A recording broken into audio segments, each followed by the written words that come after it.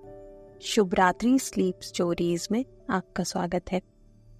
आज की कहानी है फौजी। लो साहब आपकी चॉकलेट। अरे कुटियाल साहब, आइए, क्या लाए हैं? आज बड़ी देर लगा दी। रोहित की बात पूरी होने से पहले ही उसने 2 चॉकलेट उस पर फेंक दी। एक तो आप ये मुझे कुटियाल साहब मत कहा करो। उसने होठों को बाहर निकालते हुए मुंह बना लिया। रोहित ने उसका हाथ पकड़ खींचते हुए पास बिठाया, कंधे पर हाथ रख अपने से सटाते हुए कहा, तो क्या कहूं कुटियाल साहब, और हंसने लगा। रोहित का हंसना उसे और भी नाराज कर गया। अच्छा, तो अब नहीं कहूंगा, पक्का। लेकिन फिर तुम मुझे साहब क्यों कहते हो? उसके चेहरे पर मुस्कुराहट दौड़ गई। फिर भी उसने अपने आप को गंभीर दिखाने के अंदाज में कहा, आप तो हो ही साहब।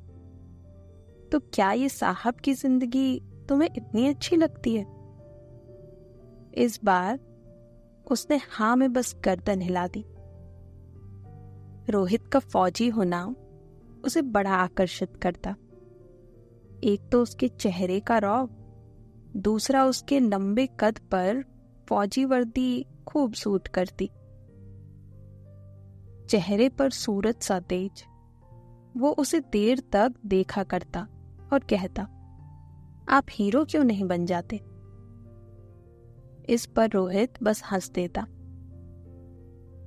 दीपक करीब 8 साल का होगा, रंग भूरा और बाल भी। उसके गाल फटे हुए होते और लाल निशान उस पर हमेशा पड़े रहते। लेकिन वो इन सबसे बेफिक्र अपने छोटे भालू से दिखाई देने वाले झपरे बाल वाले कुत्ते को चिपकाए घूमता रहता। इसे तो वो अपनी भाषा में कुकुर कहता।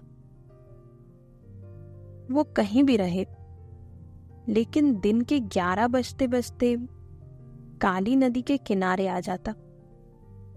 उसे पता होता कि रोहित यहीं उसका इंतजार कर रहा होगा। एक 29-30 साल का युवा और 8 साल के बच्चे की दोस्ती भी इतनी गहरी कि वे सारा काम छोड़ इस समय एक दूसरे से बातें करने आते। उम्र की तरह दोनों की बातें भी जुदा होती, लगभग अलग अलग दुनिया की।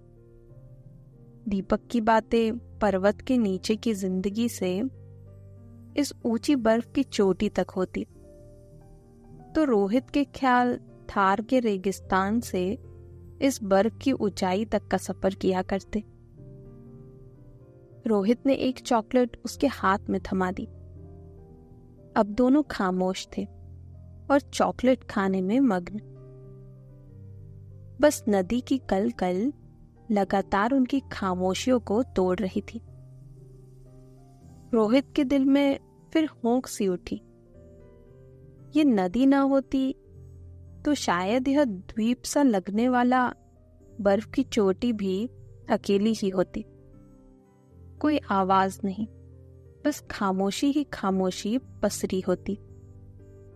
पर प्रकृति ने इसके साथ नाइंसाफी नहीं की और इसे आवाज से गुलजार रखा। तभी तो गोंजी के दोनों ओर नदियां बह रही। ये भी तो रेगिस्तान ही है, बर्फ का, उसने मन ही मन कहा। दूर दूर तक कोई हरियाली नहीं, बस बर्फ के बीच से झांकती इक्की दुक्की सी झाड़ी, वैसे ही जैसे औसियों की मिट्टी के टीले, जहां बमुश्किल ही कोई कटीला पौधा भी मिला करता है। होता तो भी मिट्टी के कई कई फुट ऊंचे टीलों में से उसका ऊपरी सिर झांकता मिलता। अपनी जिंदगी भी तो रेगिस्तान होती जा रही है, रेत की तरह तपता मन और सर्द बर्फ की तरह जमती रिश्तों की गर्माहट। रोहित ने एक लंबी सांस ली और अपनी चॉकलेट खत्म करते करते कहा, जानता है आज किस खुशी में चॉकलेट खा रहे हैं? हाँ, होगा आज तेरे पत्नी जी का जन्मदिन, या चेली जी का, या माँ का, या पिता का। दीपक ने कई सारे नाम गिना दिए। नहीं, इससे भी बड़ी बात है, आज मैं चाचू बन गया। वो तो पहले से ही थे गोलू के। हाँ यही तो ना, गोलू का छोटा भाई हुआ है। अच्छा। हाँ, आज सुबह ही सैटेलाइट फोन पर रुचिका से बात हुई, उसी ने बताया। पता है, मैं तो खुशी के मारे उछल पड़ा। इसके बाद से तो मन ही नहीं लगा, बस सोच ही रहा था कि कब तुम आओ और तुमसे ये खुशी बांटूं। अच्छा, बस पत्नी जी से बात की, माताजी और पिताजी से नहीं? तुझे बताया तो था कि वो भी यूएस गए हैं भैया भाभी के पास। अब तो उनसे भी बात नहीं कर सकता। उसने एक लंबी सांस ली। गोंजी वैसे समुद्र तल से 10,500 फुट की ऊंचाई पर है। हाई एल्टीट्यूड की वजह से यहाँ ऑक्सीजन कम होती है, इसलिए लंबी सांस लेना यहाँ के लोगों के जीवन के लिए जरूरी है। रोहित और उसके जैसे लोगों के लिए भी, जो यहाँ के जीवन के अभ्यस्त नहीं होते। पता है, ये बर्फीली चोटियां जितनी खूबसूरत होती है ना, उससे ज्यादा मुश्किल यहाँ की जिंदगियां, रोहित ने दीपक से कहा। अच्छा, तो आपके रेगिस्तान में कैसी बीतती है जिंदगियां? पता नहीं कैसे रहते हैं वहां लोग। बात एक दिन बता रहा था कि कैलाश मानसरोवर यात्रा के लिए राजस्थान से लोग आए थे। वो तो जैसे पगला गए बर्फ देखकर। रोहित हंस दिया, कहा, कुटियाल साहब, आप तो बुरा मान गए। मैं गोंजी की बुराई नहीं कर रहा, बस इतना जानता हूं कि यहाँ की जिंदगी मुझ पर बहुत भारी है। अरे, इतने जवान हो, इस पर फौज में साहब हो, फिर भी मुश्किल कहते हो। आपसे तो अच्छा मैं ही। देखना, अगले महीने जब हम नीचे जाएंगे तब मैं बाध्य और माँ से आगे रहूंगा। पैदल रास्ता मैं ही पहले पार करता हूँ।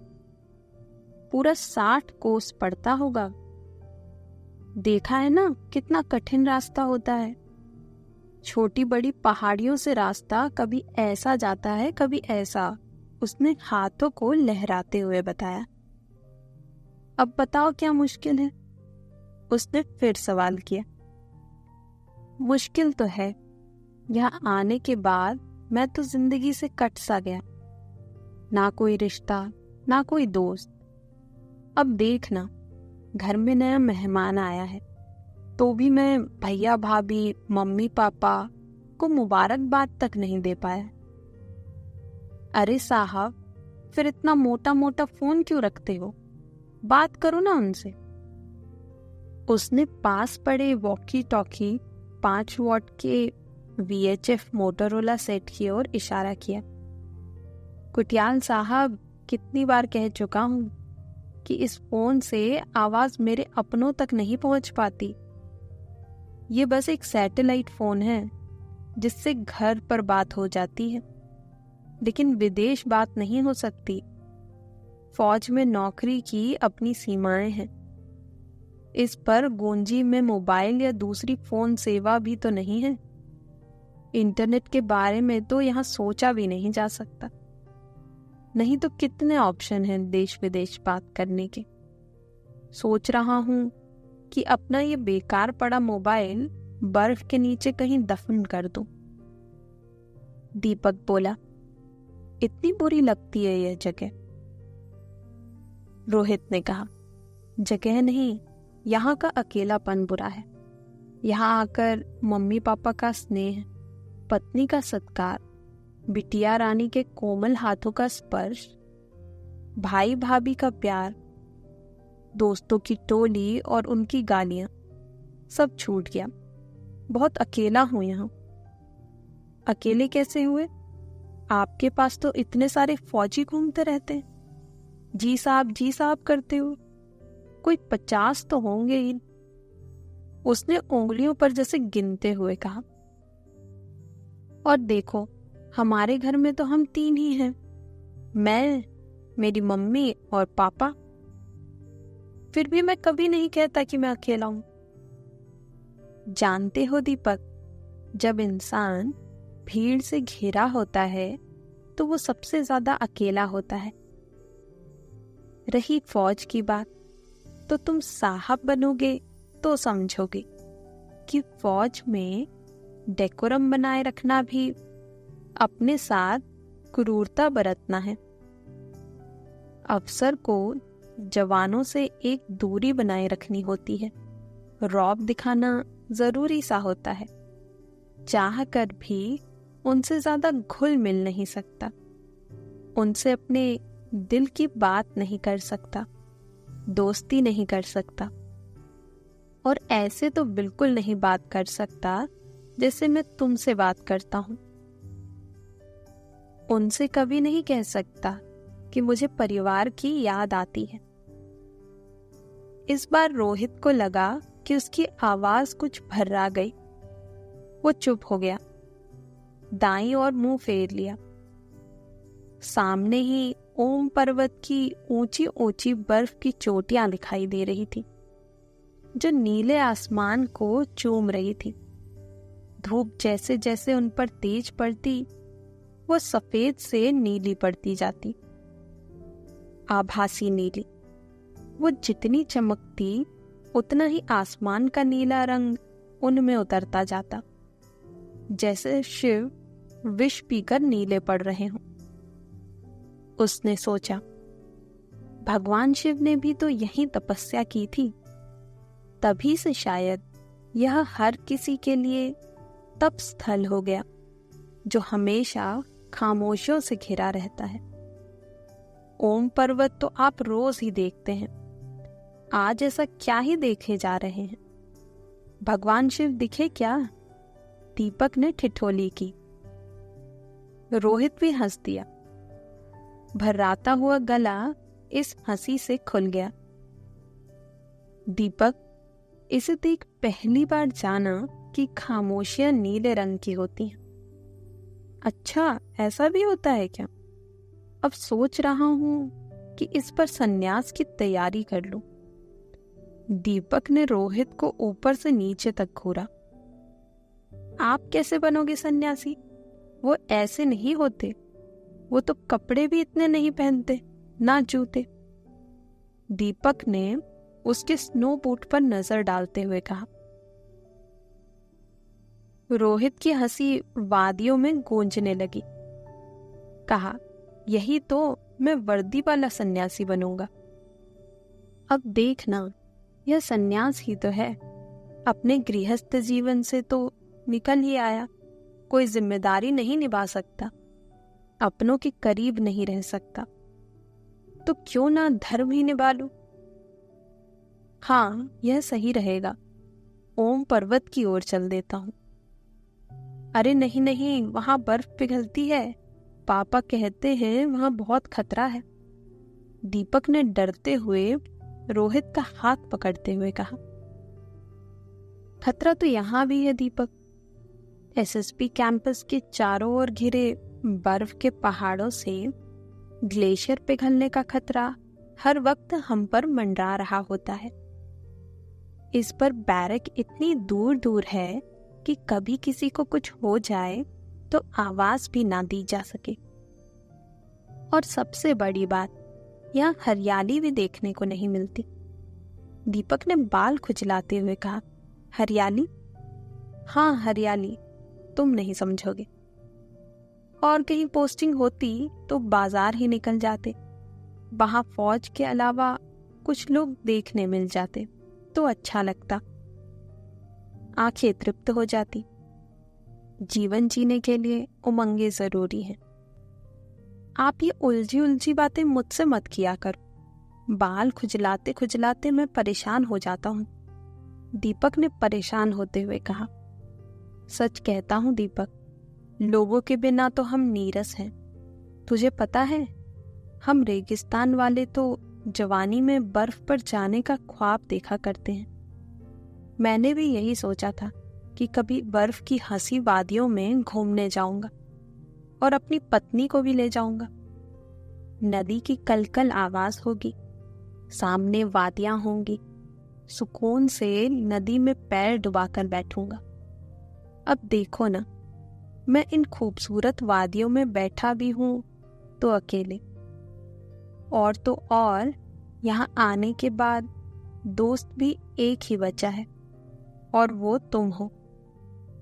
दीपक की खुशी होठों से होती हुई गाल की ऊंचाई तक जा पहुंची। फटे गालों का खिंचाव बढ़ गया। बोला, सच्ची? सच दीपक, यहाँ आने के बाद तो बचपन के दोस्त पीछे छूट गए। वो समझते हैं कि असिस्टेंट कमांडर बनकर मैं अपने आप को ऊंचा समझने लगा हूँ, इसलिए उनसे बातचीत नहीं रखता। उन्हें कौन समझाए कि ऊंचाई पर इंसान हमेशा अकेला होता है, जैसे मैं। लाख कोशिश कर कर भी उन्हें समझा नहीं पाता कि मेरी जिंदगी में वो कितने अहम हैं। उनकी भी रुचिका की तरह एक ही शिकायत है, मैं उन्हें फोन या मैसेज नहीं करता। इसी का मतलब निकाल लेते हैं कि मैं उन्हें प्यार नहीं करता। रोहित का दिल जम सा गया। उसने घड़ी की ओर देखा। दोपहर का 1 बज रहा था। फौजी दूर से आवाज लगाता हुआ आ रहा था। रोहित समझ गया कि दोपहर के खाने का वक्त हो चला है। उसने दीपक की ओर देखा। वो तो पहले ही अपनी जगह से उठ चुका था। रोहित पास गया और उसके हाथ में 10 रुपए रख दिए। 10 रुपए लेते ही दीपक बोला, मेरा खर्चा क्यों करते हो? मैं तो वैसे भी पापा को पगलाकर उनकी दुकान से रोजाना 2 चॉकलेट तो खा ही लेता हूं। वह आंख मारते हुए बोला, बस इस बहाने तुमसे कुछ देर बातें हो जाती हैं। अरे वाह, मेरे पापा 10 रुपए छोड़ो, मुझ पर एक भी खर्च ना करें। 10-10 रुपए बचाकर वो जाने कौन से पर्वत खरीद लेंगे। वो पर्वत खरीद लेंगे तो भी देखना, वहां जीना मुश्किल होगा। पांव बार बार नीचे जमीन ही तलाशेंगे। यह कहते हुए रोहित एसएसबी कैंपस की ओर चल दिया। रात 9 बजते बजते ठंडी हवाएं और तेज हो गई। बरसात के बाद बर्फबारी शुरू हो गई। अपने इस लकड़ी के बने ऑफिसर्स मेस के कमरे में रोहित बिस्तर में अपने आप को समेटे हुए बैठा रहा। एक और बनी मिट्टी के तेल की सिगड़ी में आग चल रही थी। ये ठंडे इलाकों के हर घर में हुआ करती है, जिसे स्थानीय भाषा में तंदूर या बुखारी कहा जाता है। उसी के सहारे मौसम इतना खराब होने के बाद भी सर्दी में कुछ कमी थी। गोंजी उत्तराखंड के कुमाऊं क्षेत्र में पिथौरागढ़ जिले की एक ऊंची चोटी पर स्थित गांव है, जो चीन के शासित तिब्बत, नेपाल व भारत की त्रिकोणीय सीमा पर मौजूद है। पूरे साल यहाँ बर्फ रहती है। ऐसे में आम लोगों का यहाँ रहना मुश्किलों भरा है। तभी तो सीमा पर चौकसी करने के लिए तैनात सशस्त्र सीमा बल व इंडो तिब्बत बॉर्डर पुलिस के जवानों के अलावा आम जनजीवन ना के बराबर है भी तो बस कैलाश मानसरोवर यात्रा के दौरान यहाँ आने वाले यात्री व आसपास से आजीविका कमाने के लिए आने वाले। वे बर्फ गिरने के समय अक्टूबर आखिर तक निचले इलाकों में लौट जाते हैं। एक स्टेट बैंक का छोटा सा ऑफिस और एक पुलिस चौकी। वो हर साल 1 नवंबर से यहाँ बंद हो जाती है। फिर अगले साल मई तक यहाँ सिर्फ खामोशियां ही बसती हैं। रोहित को गोंजी आए 2 महीने से ज्यादा समय बीत चुका था। बड़े दिनों बाद उसने अपनी डायरी खोली और उसमें अपना सफर दर्ज करना शुरू किया। अपने दिल की बातें डायरी को बताने लगा। धारचूला से गोंजी तक यूं तो 2 दिनों में 55 किलोमीटर की यात्रा हर किसी को पैदल ही पार करनी होती है, लेकिन खुशनसीबी से चंपावत से एकल हेलीकॉप्टर में आने का इंतजाम हो गया। यह अद्भुत और विशालकाय हेलीकॉप्टर था। अद्भुत यह भी है कि इसके सहारे ट्रक भी आसमान की उड़ान भर रहे थे और मात्र 30 मिनट में ही मैं गोंजी पहुंच गया। हेलीपैड पर उतरते ही बर्फ पर पड़ती धूप ने आंखें चुंधिया दी। पहली बार बर्फ पर कदम जो रखा था। ऊंचे ऊंचे बर्फ से ढके पहाड़, 2 ओर से बहती नदियां स्वर्ग का सा एहसास कराने लगी। लेकिन शाम तक ही पता चल गया कि स्वर्ग पा लेना इतना आसान नहीं। तब करना होता है। ना यहाँ मोबाइल नेटवर्क, ना बिजली, ना पर्याप्त पानी। इस पर हाई एल्टीट्यूड और शाम होते ही चलने वाली बर्फानी हवाएं। ऐसे में अपने को जिंदा रख लेना ही काफी था। डायरी लिखते लिखते कब उसकी आंखें लगी पता नहीं चला। सुबह के 8 बजे संतरी ने जब दरवाजा खटखटाया तो रोहित की आंख खुली। अभी उजाला होना बाकी था। तैयार होकर बाहर पहुंचा तो सूरज निकल गया था। गुनगुनी धूप में बर्फ से ढकी पहाड़ियों के बीच झांकते ओम पर्वत की ओर कुछ देर शून्य में ताकते रहना उसका रूटीन का हिस्सा बन चुका था। वह मैदान में सिर से पैर तक अपने को गर्म कपड़ों में ढके कंपनी के जवानों के सामने खड़ा था। सभी के साथ सुबह की दौड़ और व्यायाम के बाद उसने जरूरी वाली सैनिकों की ड्यूटी उनको सुनाई। इसके बाद पैदल ही बॉर्डर तक चल दिया। लौटा तो 11:30 बज रहे थे। वो सीधा नदी पहुंचा। वो हाथ बांधे नदी किनारे कुछ देर खड़ा रहा, लेकिन दूर तक ना दीपक था और ना ही उसका कुत्ता। वॉकी टॉकी बज उठा। साहब, सिंह साहब का हेली पहुंचने ही वाला है, आप कहाँ हैं? I'll be there in a minute। यह कहते हुए रोहित ने वॉकी टॉकी अपने बेल्ट पर टांग लिया और दौड़ते हुए एसएसबी कैंपस का रास्ता पकड़ा।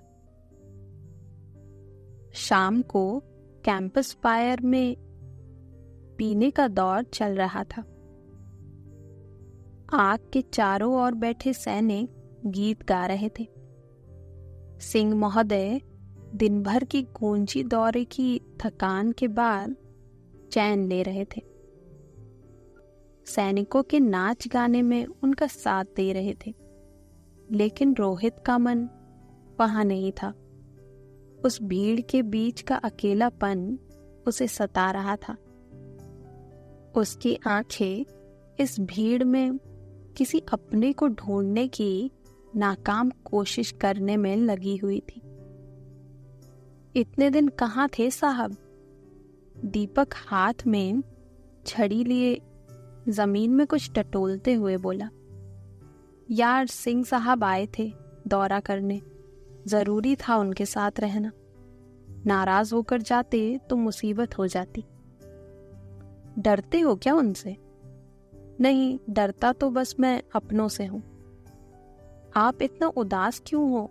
वो सिंह डांटा। नहीं, फिर पत्नी?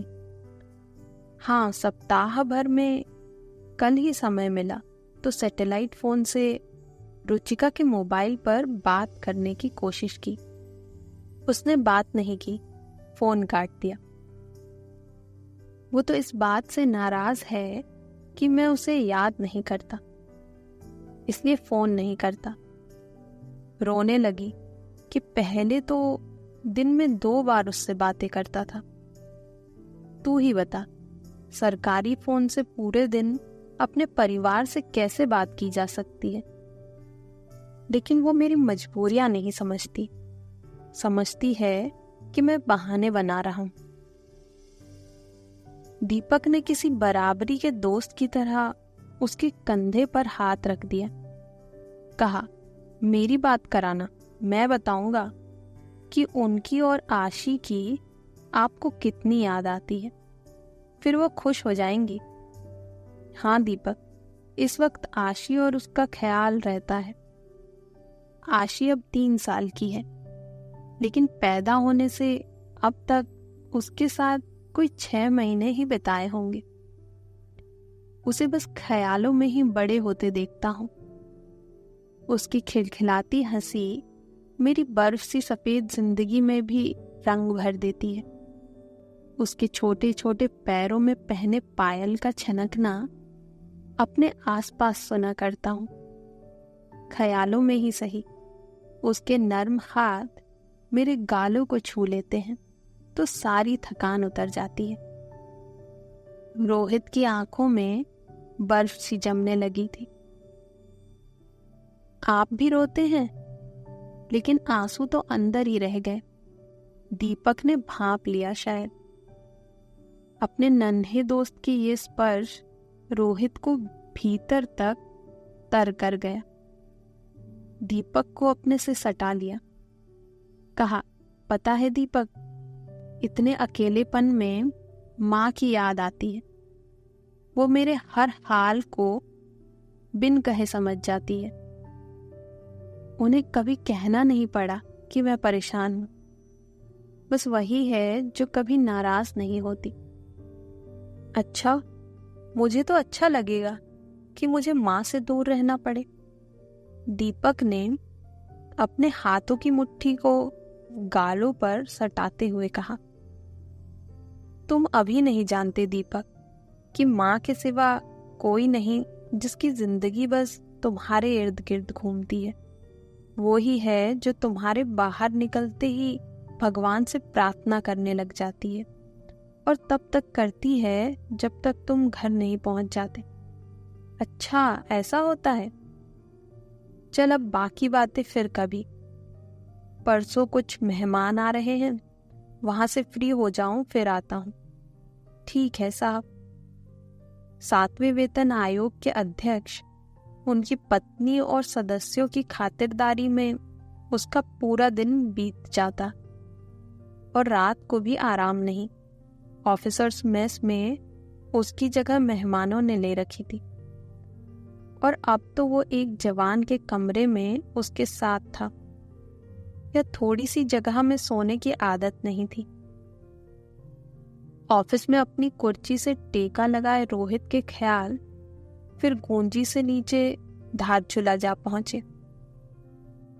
वहां तो कितना अच्छा था। इंटरनेट भी चलता था और फोन भी। दिन में कई बार रुचिका से व्हाट्सएप पर चैटिंग हो जाती। आशी भी स्काइप पर दिखाई दे जाती। मन भर जाता था।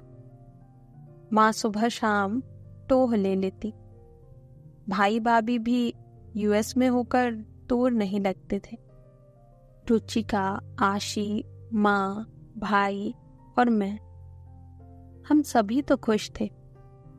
टेक्नोलॉजी ने दूरियां मिटा दी थी। अब तो अरसा बीता भाई और माँ से बात किए। यह सोचते सोचते उसने अपने हाथ में पकड़े कार्यालय आदेश के पन्ने को मुट्ठी में भींच लिया। छुट्टी की अर्जी फिर कमांडेंट ने खारिज कर दी थी। 5 महीनों में 4 बार छुट्टी की अर्जी दे चुका था। लेकिन एक भी स्वीकार नहीं हुई। वो जानता था कि अब छुट्टी नहीं मिली तो अगले 4 महीने और वह अपने घर की ओर जाने की सोच भी नहीं सकता। नवंबर से फरवरी तक इस चोटी पर बर्फबारी इतनी होती है कि यहाँ से नीचे उतरना खतरे से खाली नहीं होता। मूवमेंट पूरी तरह बंद रहता है। फिर आंख में पानी की जगह बर्फ जम गई।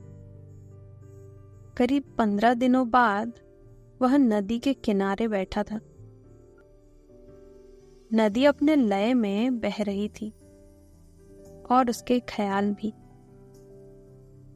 अक्टूबर आधा बीत चुका था और सर्दी बढ़ गई थी। कई सारे गर्म कपड़े पहने दोपहर की धूप में भी शरीर कांपने लगा।